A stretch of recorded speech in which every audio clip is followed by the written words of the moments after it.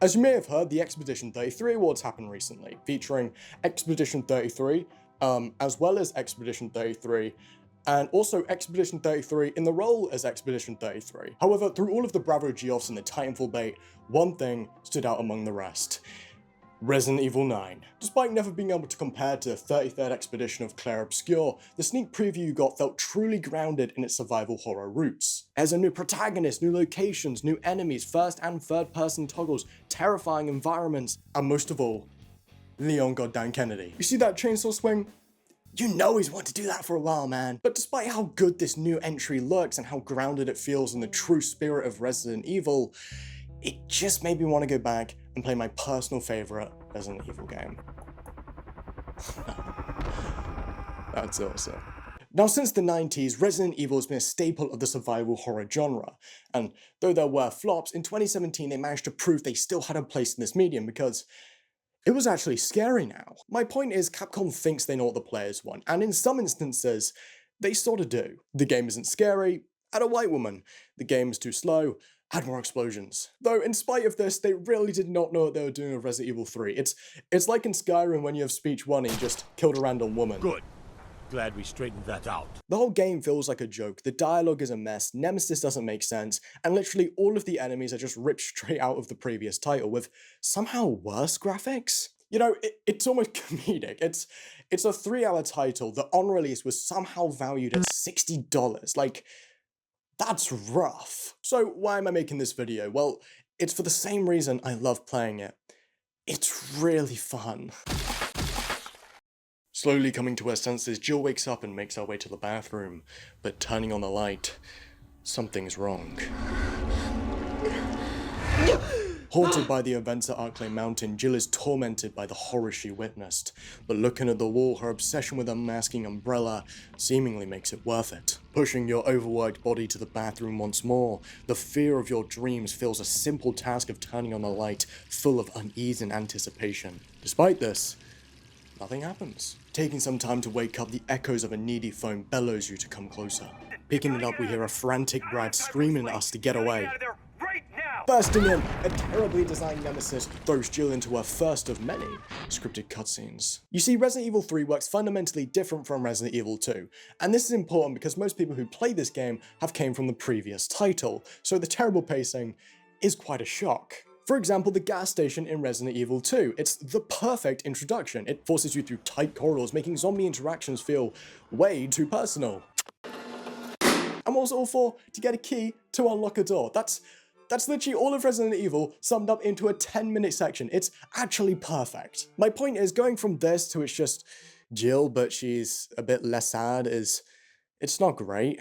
But in my opinion, there's still some charm in it. Like, seeing Nemesis pull down this whole building like it's nothing so early on into the game is so cool, and I know his design gets shit on a lot due to just how cool his original look was, but the sheer power is so imposing, and this scene in particular just screams Senator Armstrong to me. Though something that starts becoming a trend is how comedically dumb the enemies are in Resident Evil 3, namely Nemesis must have gotten the wrong address because he burst through the wrong apartment here. It's not just that either. In the original Resident Evil 3, Nemesis felt like a real threat, and if you were unfortunate enough to run into him, he would try literally everything to kill you, and he would most of the time. Moreover, the only reason why Jill didn't die during their first encounter is because Brad was killed first.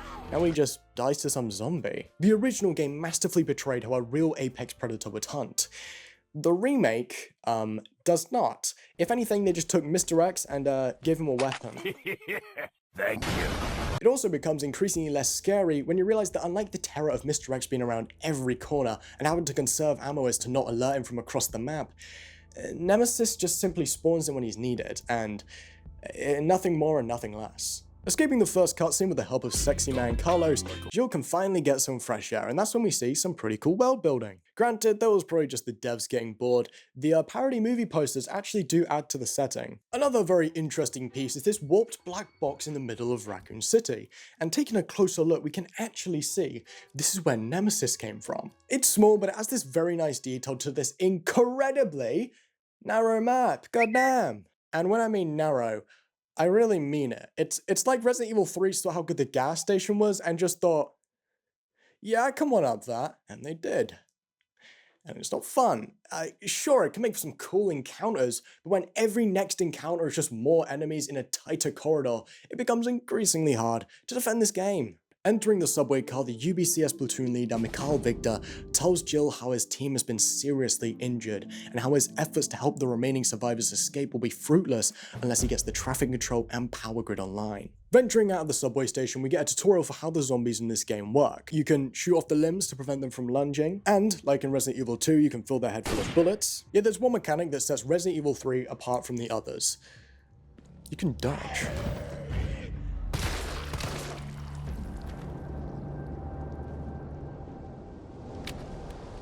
I mean, it doesn't really work half the time, but its inclusion is monumental in the Resident Evil franchise, considering only 4 out of 60 games share this mechanic. So even though they just copied the original game, that's another W for Resident Evil 3, baby. Making our way to the traffic control building and avoiding all the zombies, Jill notices the obligatory backtrackable shotgun, though sadly she can't get it yet and she's forced to just grab the hose and put out the fire.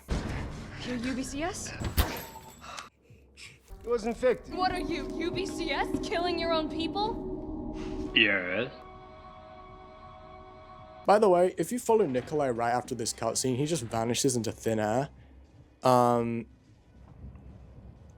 Good to know there's wizards in this game. Nevertheless, turning the corner, we find a note next to a fallen soldier, presumably one of the dead platoon members Victor mentioned. It talks about how he only took this job for a quick paycheck, something easy after the horrors he saw in the war. I've been through enough shit to know it only ever gets worse. And if that was just the beginning, maybe I'm a coward. I don't care. This is the only way out I have left. I just hope my body doesn't get back up after I pull the trigger. Again, it's just a small bit of exposition, but it adds a lot to the overall atmosphere of the game, and it also gives us some further context to the state of Umbrella during this outbreak, having to hire cheap mercenaries on the side. With this in mind, Jill has the power grid, but reaching the control room, you realise that it's not just a slight technical issue, it's actually something mildly worse. This is the worst part of the game, seriously. I can defend most of this game, but this scares me. Now, looking past the writer's barely disguised fetish, this is an impossible maze in which you have to find and turn on 4 generators hidden around the map. So, to add to this, it's full of never-ending enemies called the Drain Demos, who will instantly lock on your location as soon as you start turning on the gens. Nonetheless, if you know what you're doing already, it's fine, it's just really tense. But before you do this, you should take your newly acquired lockpick and bolt cutters and do what Resi protagonists do best: backtrack. Get the shotgun, get the lockers, and finally get around to solving the puzzles this game has to offer. First of all is this safe right here, containing a scope for our main pistol, which makes aiming so good. To find the code, all you have to do is go to the local pharmacy, easily kill a few stragglers, and then go to the back, in which you will find a code circled in red. Easy peasy. Love these puzzles. They're so simple, but the actions you take to solve them actually feel like you're doing something. And call me simple, but I much prefer this over the old Resident Evil puzzles where they take 50 years and a degree in the Resident Evil wiki and the Reddit.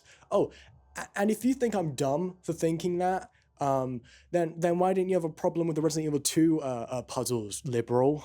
Yeah. The last puzzle in this area is as simple as the last. In 3 separate areas, there'll be a nicely decorated box, and opening them up will reveal 3 RGB gemstones. Nice. Then, backtracking to the subway station, we can put it in the clock tower monument and get some cool loot. Nice. Coming back to the power grid, we skip past this part because it's AIDS, and then we watch the rot burn. Now, you know when I said Nemesis was really imposing? Well, there's something I've been hiding from you.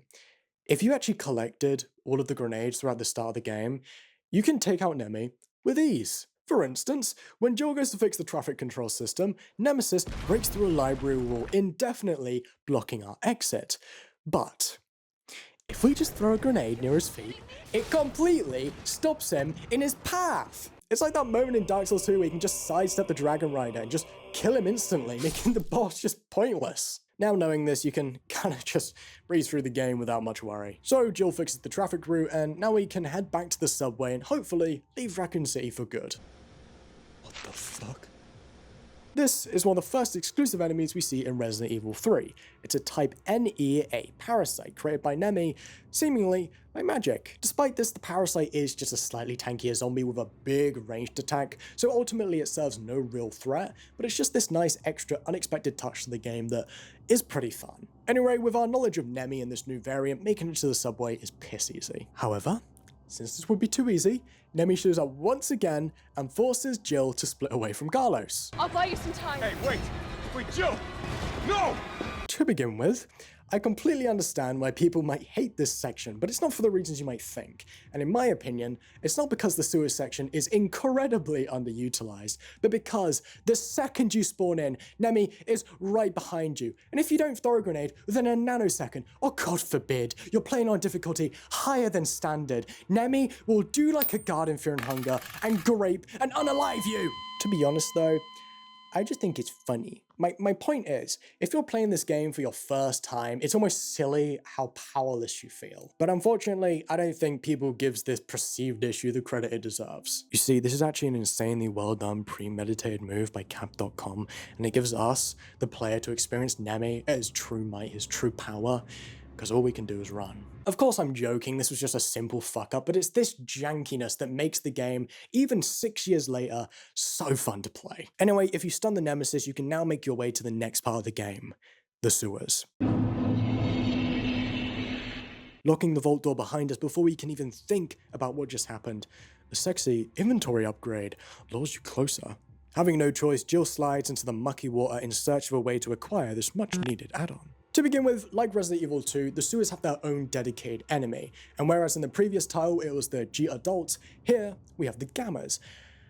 And I love these guys. They're like the demon of song in Dark Souls 2, and they're just a massive fuck-off frog. Though in spite of this, they just spam their insta-kill attack, and with how unreliable the dodge mechanic is, it can get really annoying. Other than that, the tight corridors combined with a barrage of Gammas makes this short section feel genuinely tense, looking in every hole expecting an enemy to crawl out and kill you. Though yes, it's not without its flaws, and the sewer section does feel very shoehorned in, the atmosphere is perfectly executed, so bravo whoever made the Resident Evil 3. But that's the guy who made Resident Evil 3. Bravo. After dying a few times, we can make our way out of the sewers by, you guessed it, getting a key to unlock a door. Come on! Yet as we go to leave, unfortunately the Nemesis was one step ahead of us. Now, like I said earlier, the scripted cutscene seems to be a major component of why people hate this game so much, and I'm not saying you're wrong in thinking that. These scenes can feel very out of place, but if you're a fan of Resident Evil 4, 5, or 6, these just feel like a nice homage to the older action-oriented experiences. In addition to this, the actual cutscene itself is really damn cool, and it just feels like a more glamorized version of the Mr. X chase scene on Claire's run. Finally getting to the top of the building, we got our first boss fight with Nemesis, and it's so damn cool. Like he does this like cool charged attack, and it's like so cool. He like throws, it's like he throws you up in the air, man. And it's just like, it's freaking sweet, man. It's freaking sweet. He's also like a slower Ustanak from Resident Evil 6, which tickles my pickle more than you know. Escaping to Kendo's, Jill tries persuading him to tag along, but there's something tying Kendo down, though he won't tell us, either out of sympathy or fear, forcing us to leave him be. Yet, if you walk to the door, you can actually hear what happened pretty clearly.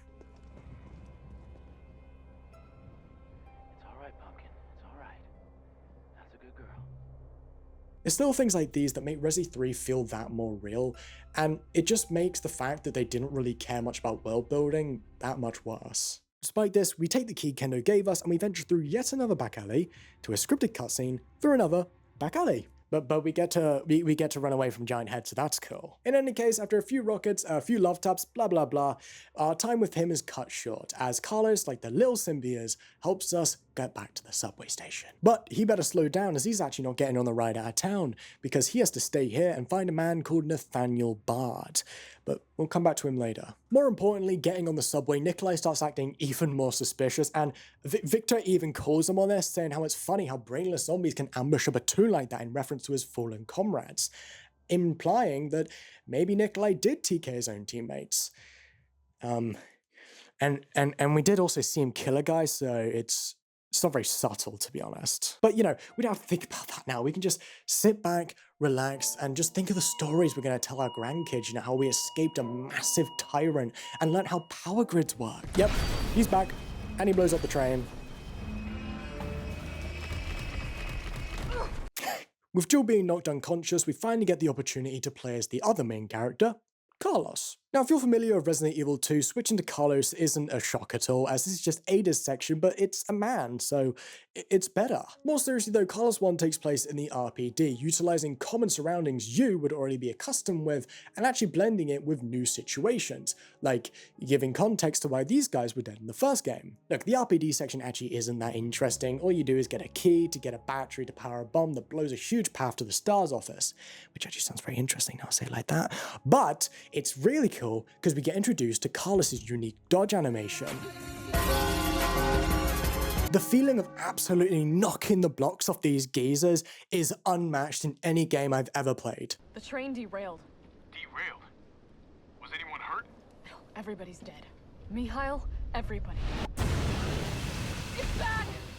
This is the moment most people quit the game, because 1, the design isn't great, and 2, they completely removed all of the clock tower gameplay. Without a doubt, the cut content is the most egregious part of this remake, and I really can't excuse this. It completely removed a lot of the charm the original game had, with its in-depth world design being completely stripped in favor of capitalizing off Resident Evil 2 Remake success. I really do believe if this game had like 1 or 2 years left in the oven, it could have been very promising, and most of the cut content probably wouldn't have been cut. For example, they had all the key points here already. They have the clock tower and the phase 2 nemesis fight. They're all things that exist in the original game, but from what I presume to be time constraints, they simply just stuck to the fundamentals, that being the clock tower and the phase 2 nemesis fight. Nothing more. It really sucks, and I like the designs, which, let's be honest, are pretty cool. It just shows the clear lack of care for the original game, which isn't charming or defendable, so big L there, man. Now, the actual fight itself is nothing special. However, the fact that Nemesis somehow got lobotomized to the point of becoming a dog is interesting, but we gotta remember, this is a zombie apocalypse, so all morals go out the window, and we can actually take advantage of this fact by shooting landmines on the wall, which you will blindly run into. Don't ask me, I didn't make the game. Regardless, if you just repeat this process, it's really easy. Finally killing Nemi, Jill can work her way into the ancient clock tower ahead. Bruh. See, technically, Nemesis and Nikolai prevented the clock tower scene, so blame them, not Capcom. Now, despite how bad this looks, Carlos is actually just around the corner to bring us to a hospital, where a biologist called Nathaniel Bard coincidentally also needs saving. Setting Jill down, we begin our second Carlos quest, and I'll say, this is probably the best part of the game. It's not just scary, giving us that raw Resident Evil 7 feeling, but also fleshes out the characters to such an extent that it could be mistaken for a good game, if you just played this section. Our journey begins when we pick up this tape recorder, which we soon realize is empty when attempting to enter Bard's office. Dr. Bard, are you in there? I'm here to rescue you. Open the door. No voice match found. Voice match? Cool little detail, if you keep interacting with this like an idiot, you can actually see Carlos's other responses. Open sesame. This is Nathaniel Bard. Open the door, please. No voice match found. Pushing through a wall hoarded with enemies, we emerge on the other side, faced with the exact same teddy bear from Resident Evil 7. Though, as much as we stand and stare at it, waiting for something to happen, nothing does, as much as we think it might. Progressing upstairs, we find a note giving further context to who Nathaniel Bard really was. And I won't read it all, but I'll say this. I don't care how important Dr. Bard is to the medical community, that kind of harassment isn't okay. I promise, I won't let them destroy the evidence. He's a pig and an asshole. He'll get his day in court. Stay brave, stay strong. A friend. Reading this note, it tells us that this man we're here to save abuses his high status to prey on his female colleagues. It's truly disgusting stuff, and it doesn't really fit in this game, but within the context of Umbrella, there's probably creeps like this everywhere. Now, having time to dwell on this, we jump out of this window and collect that key. Fascinating. Now, working our way back, we can get the ID card and get acquainted with this game's next very interesting enemy, the Hunter. Like the name suggests, this is a biologically engineered stalker that can traverse any environments fast and with ease. Fighting these guys is an absolute nightmare, and if you find yourself without grenades or stuns, your best bet is just try to avoid them at all costs. But if you woefully find yourself in an encounter with them, just try to dodge and unload as much ammo into them as possible. These are so ace to deal with, and what makes it worse is to get the tape you have to navigate past 2 of them in an incredibly narrow room. Still, getting the tape and bringing it to Bard's office, we can finally meet the man who we've came all this way to save. Nope, he's dead. Turns out, while we were staring at the Family Guy poster, Nikolai snuck in and killed him. Although, 4 meters away, the cure is still in the fridge. Like, why didn't he get it? If Nikolai's whole motive is to get the vaccine to sell it for money, or why didn't he just take it now? And this isn't answered, by the way. This is just, it's just a bit weird. It's so funny to me that even the main villain of this game is too stupid to look around a corner, and that was my point at the start. Every enemy in this game is either written like a Redditor or is utilized in a way that makes absolutely no sense. And it's amazing. Furthermore, if you want a perfect example of how poorly structured this game is, 5 minutes after getting the cure, we're thrown into a massive horde mode where we have to fend off hundreds of zombies, and it's it's so shit. Resident Evil 3 is a lot like them terrible Amazon Prime movies. Like, I watched The Grinch That Stole Bitches the other night with my mate Nomad and Chewy, and I had the exact same experience watching that, playing this game. It's perfectly terrible.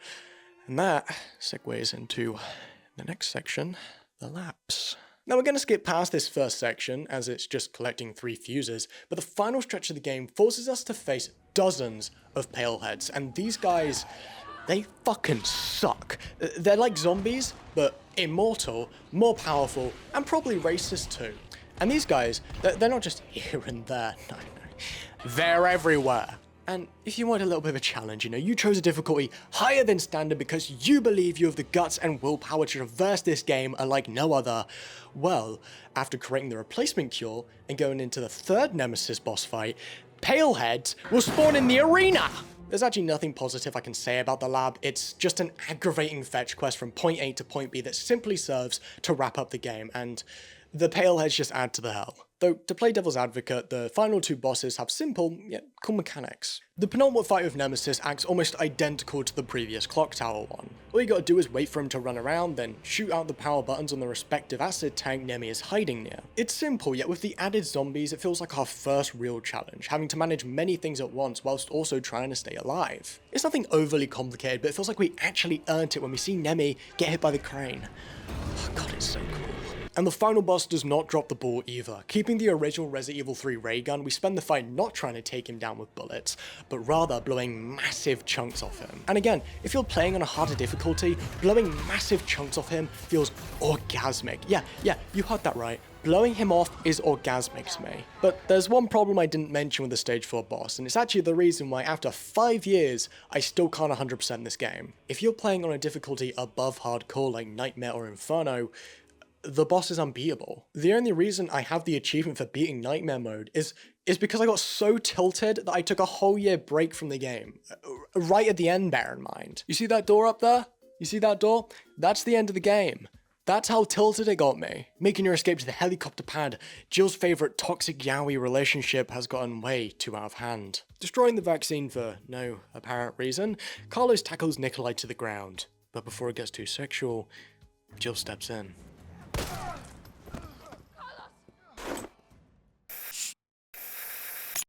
Leaving, we see Raccoon City get turned into rubble, a fitting moment for this game to end in a mess.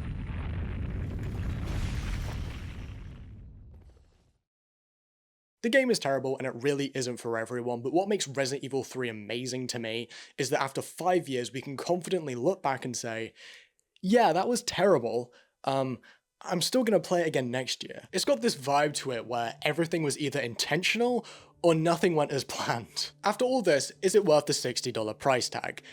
Of course not. It's a laughably bad game with the essence of the Resident Evil franchise. But if you manage to get it for free or on some sale, I couldn't recommend it more. Because the feeling of stepping into Raccoon City and just seeing a back alley is so funny to me. Moreover, if the standard game doesn't suit you, the modding community for Resi 3 makes the experience so much better. And I'm not talking about quality of life improvements, no.